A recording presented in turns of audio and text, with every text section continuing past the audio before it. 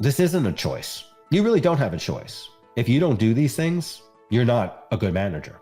I'm sorry, you're not. This is what you signed up for. It was about caring, elevating, lifting, maximizing the potential of your people.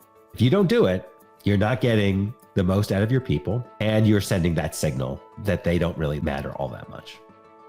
Nearly half of all one-to-one meetings are rated as suboptimal by employees.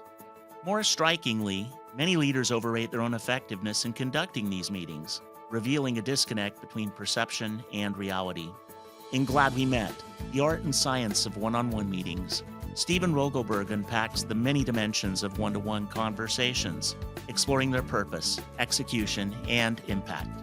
He identifies frequent pitfalls, reveals overlooked pain points, and equips leaders with practical tools to tailor one-to-one conversations for meaningful engagement and measurable outcomes.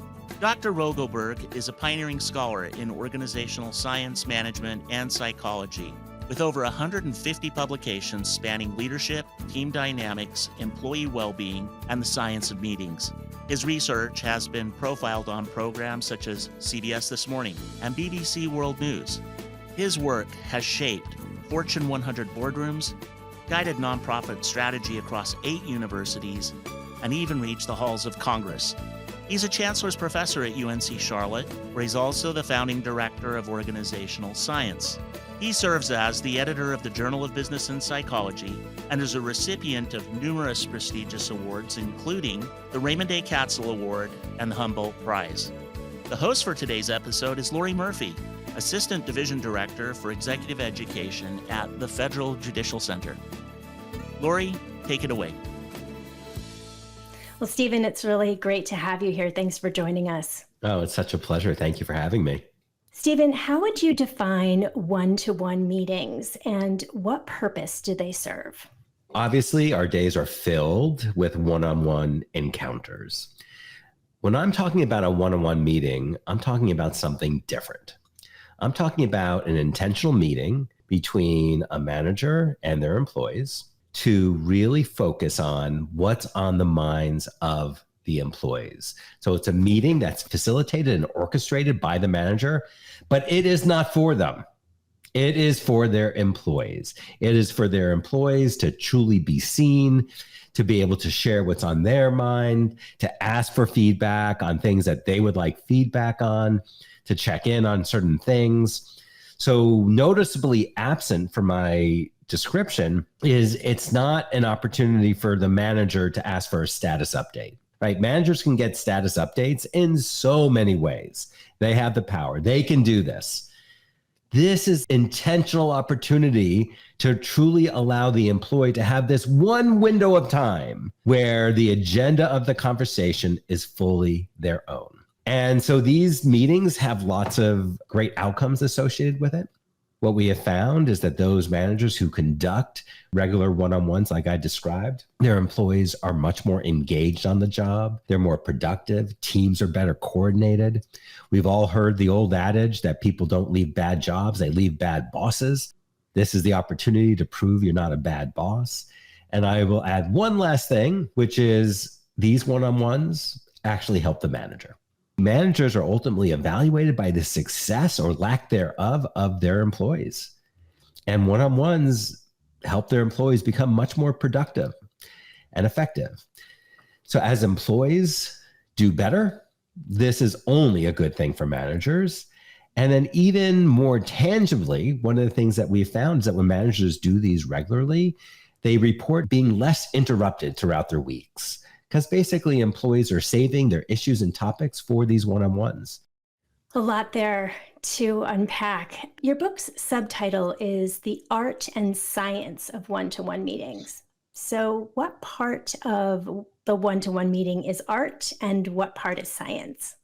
There's definitely a good amount of science to help us navigate these conversations. There's things that we know. There's practices that are extremely helpful. But if we presented this science as here's the magic formula, follow this formula, A, B, C, D, that's not natural, right? We want these conversations to also be real and to truly engage with someone in a meaningful way.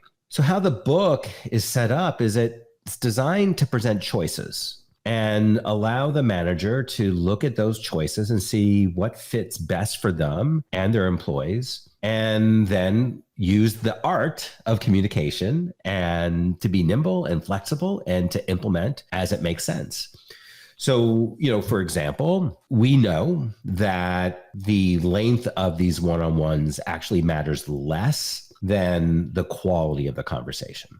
When that manager is truly listening and engaging with their employee on the employee's terms, even if it's just 25 minutes and they're good 25 minutes, these great outcomes are associated with it. So an hour where you're not truly focused on the other person didn't yield that. It's really about quality of minutes. So that's an important scientific finding. The art is really how you express empathy, for example, right? So we know from the science, empathy is important.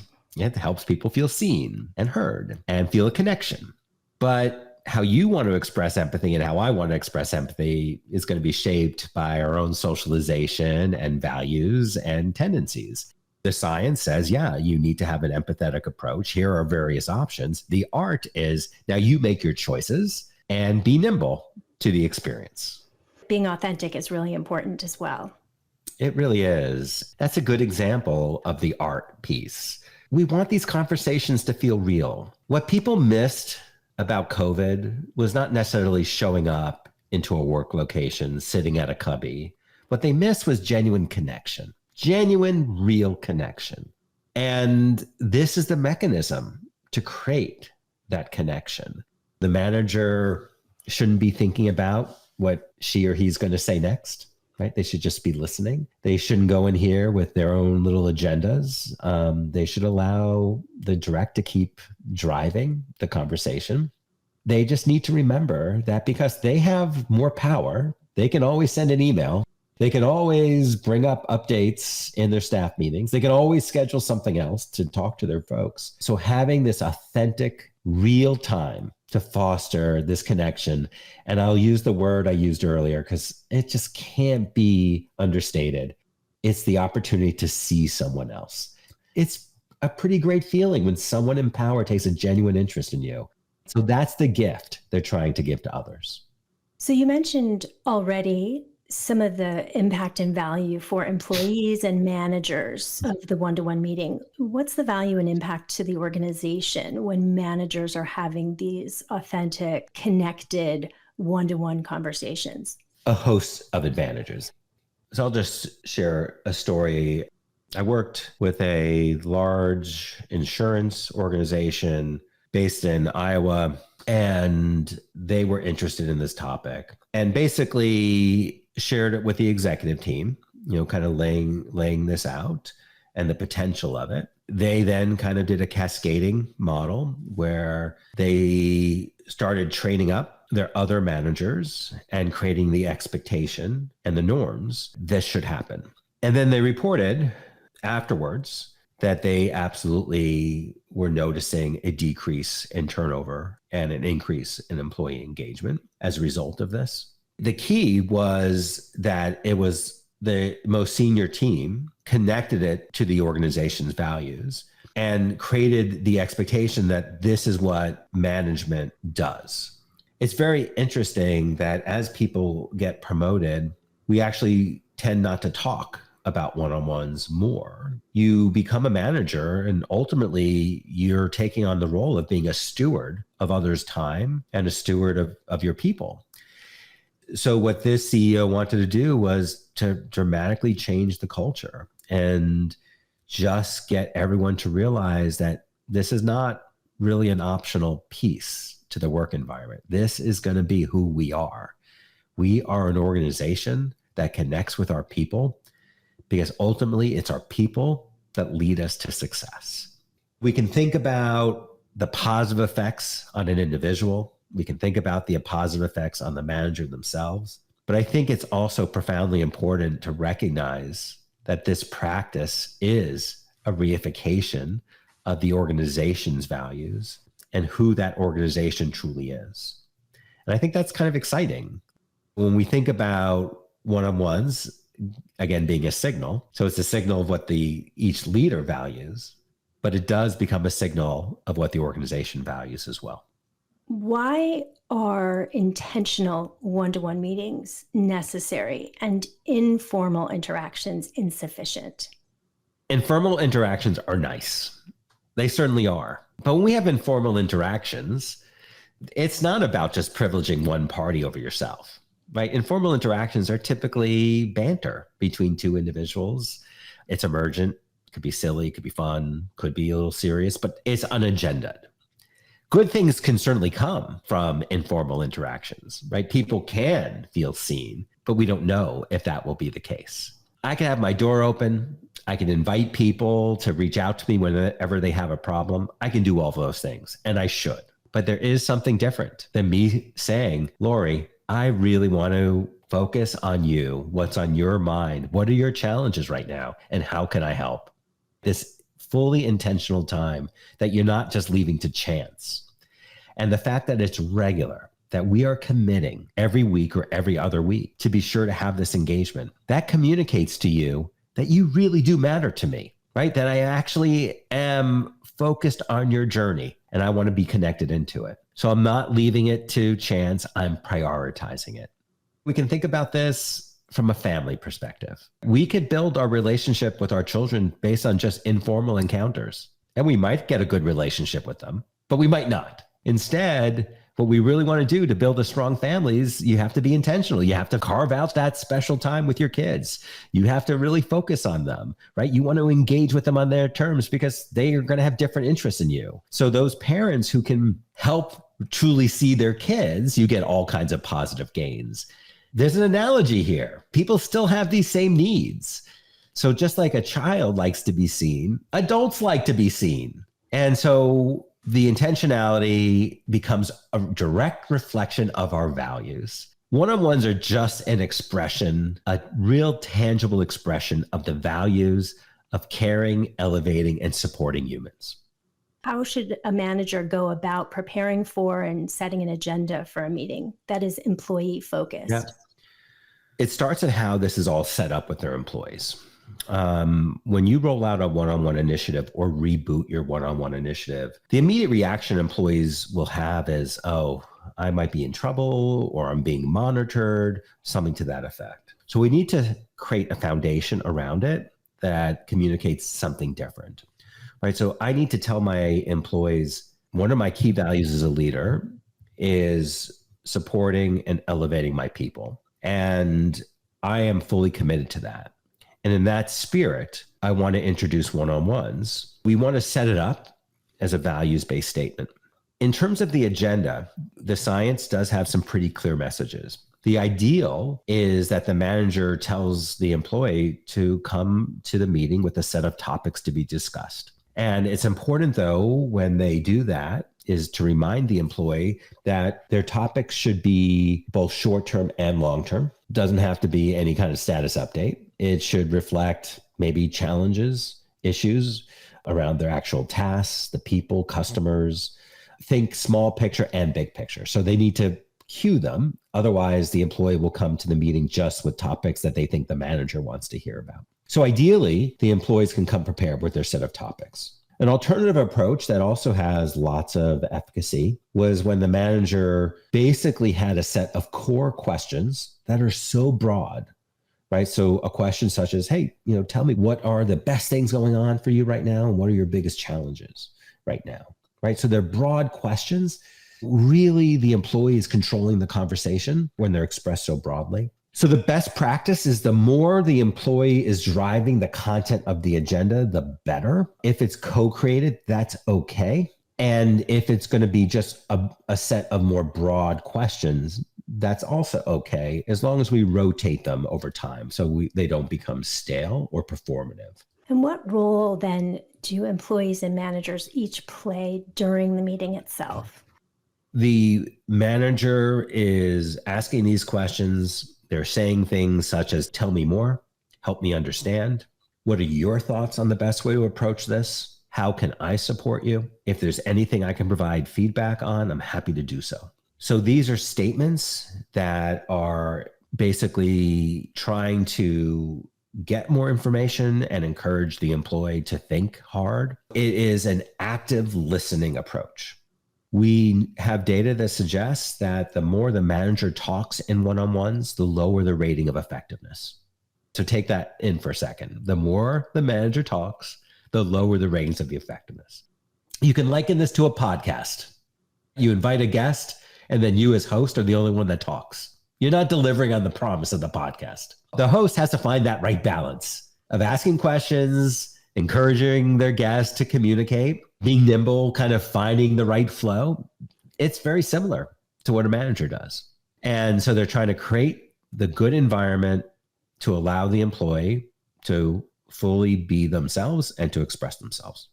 What would you say a well-balanced one-to-one meeting looks like? The manager is certainly engaged. The employee is certainly engaged.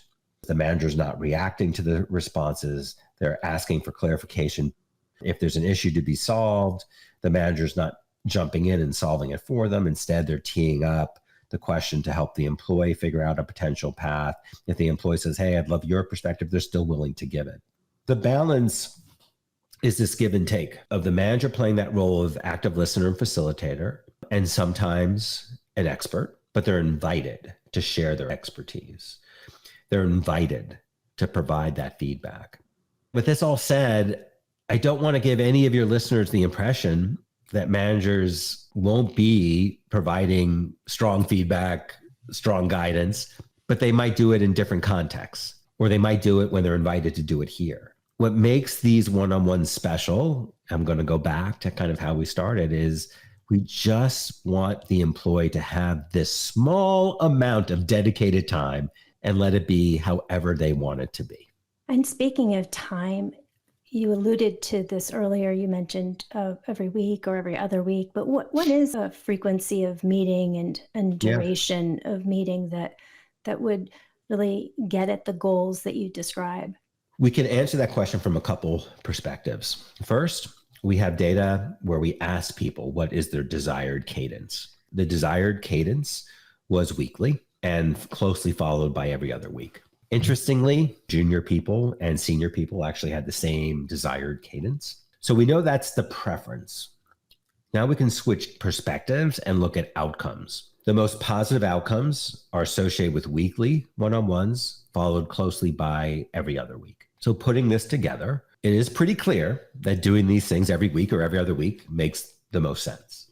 Going back to something we mentioned earlier, it wasn't about the number of minutes per se, but the quality of those minutes. So even if you go every other week, if you keep it to 25 minutes, but they're great 25 minutes, no problem. Totally fine. The weekly and every other week makes good sense, though, from a continuity perspective. If we're trying to have a relationship and you and I talk quarterly, there's no momentum. It's just stays superficial. But once you start having these and this regular clip, like weekly, we get into a flow. We can follow up on things we just talked about. Lori, I know you brought up this last meeting. How did that go for you? Right? If it's a month, we just don't have that same continuity. So it's the same kind of rules of thumb that we would have in any relationship that we actually meaningfully want to develop. If we care about a relationship, we have to invest in that relationship. Bottom line is, we do know it's weekly or every other week is the best. And whether you choose weekly or the every other week, that could depend on your schedule, the number of employees you have reporting into you, to see what you reasonably can do. What gets in the way of having an effective one-to-one meeting? Primarily our own egocentric, narcissistic tendencies. We are often not very well socialized to truly care about another person. There's old science that looks at why people don't remember a name after they hear it. And the reason why they don't typically remember a name is A, they don't really care, or B, they hear it, but they're actually thinking about what they're going to say next, as opposed to what the person just told them. We generally don't do a good job being focused on others. We get in our own way, but clearly there's a sweet reward to it. We know from research on life satisfaction that one of the best predictors is the helping of others, and one-on-ones are the mechanism for doing it. We also know that connection is key to life satisfaction. If you're a manager listening to this, you're going, oh my gosh, how am I going to find time to do this? I don't really care. My employees are doing fine. They'll do it. I'll just, they work for the money. That's just short-sighted. They're creating a transactional work environment. Not to say that can't have some success, but it's not reaching its potential. There's a hierarchy in these meetings. And there's a manager and a direct report or employee. How do we not let the hierarchy get in the way in these conversations? It goes back to the foundation that we talked about briefly, right? Where the manager expresses why they're doing this and their values. And then it goes to the execution. So if they truly are listening and engaging and not doing status updates, that starts to build that trust. It's going to take time, by the way, because people won't believe it. But in time, they will. I think the manager following up with the commitments that were made is another way of kind of reifying these over time. And then going back to actually something you threw out there, this idea of authenticity, it's okay for a manager to be appropriately vulnerable themselves. Here's an example of appropriate vulnerability. An employee says, hey, I'm really struggling with X and Y. If it's the case that the managers also struggled with X and Y in the past or even currently, they can share that. Like, right? They can say, I get it. That was a really big issue for me as well. I really had a hard time dealing with conflict in the workplace. The more authentic we are, it tends to spur more authenticity in others. So all those actions together break down those power differentials and make it into a more meaningful conversation. So what determines whether the one-to-one meeting was a success from the perspective of the leader, from the perspective of the employee, and maybe even from the perspective of the organization? What matters most is the employee perspective coming out of that meeting.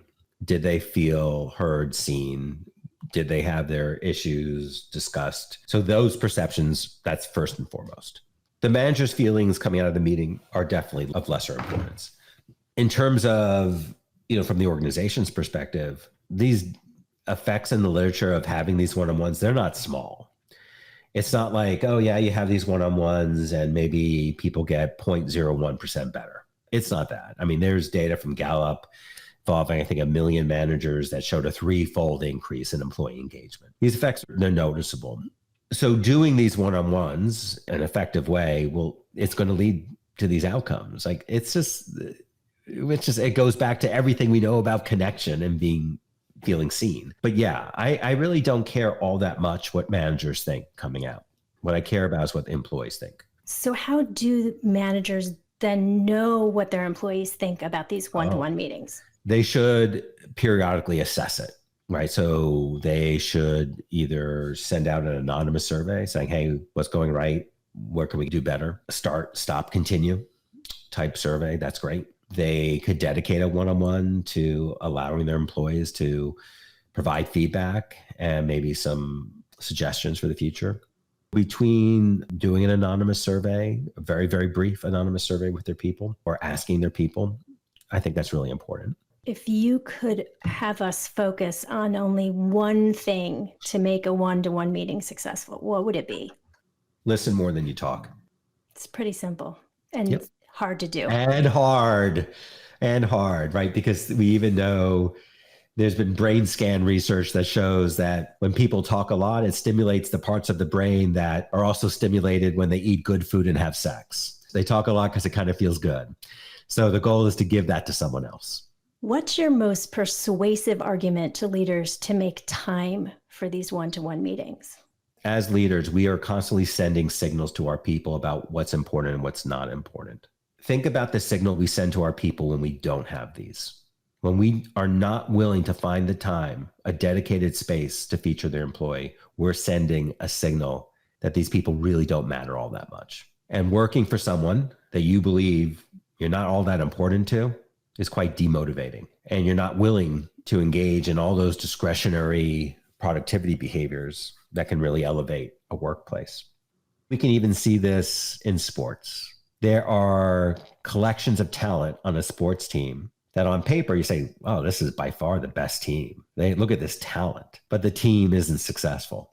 What ultimately makes a team successful is this belief in something at a higher level and this connection between these individuals. And it's not always about the best talent. It could be about a common sense of purpose, this desire to keep elevating your teammates and helping them be the best they can be. fighting through the inevitable obstacles. So the bottom line is, this isn't a choice. You really don't have a choice. If you don't do these things, you're not a good manager. I'm sorry, you're not. This is core to being a manager. When you're a manager, this is what you signed up for. It was about caring, elevating, lifting, maximizing the potential of your people. That is what a manager is. You could debate it. You could say, hey, do I have time? Do I not have time? But if you don't do it, you're not getting the most out of your people, and you're sending that signal that they don't really matter all that much. Same thing, by the way, for canceling one-on-ones. Canceling one-on-ones is a big problem. When a manager cancels their one-on-one, they're kind of sending that signal that something's more important. So the best practice is if you have to cancel the one-on-one, is to move it up, not back. And even if it's just 5 minutes, even if it's 5 minutes at an airport, but then that becomes a real positive signal that their people matter to them. Who should schedule the one-on-one? Should the manager or the employee? The best practice is for the manager to identify a variety of windows of time that could work for them, and then give it to the employees to pick a time within those windows that works for them. We know from the general meeting research, which I know we're not talking about in this particular conversation. So my first book was The Surprising Science of Meetings, which was all about meeting culture. We have insights in how meetings should be scheduled. We actually know that it's better to cluster meetings together with 15-minute breaks between them and provide the employee with some window of time on their calendar where they don't have a meeting, some chunk of time where they can engage in flow on their individual work. So clustering of meetings with these 15 minutes in between them is the best practice for individual productivity and well-being.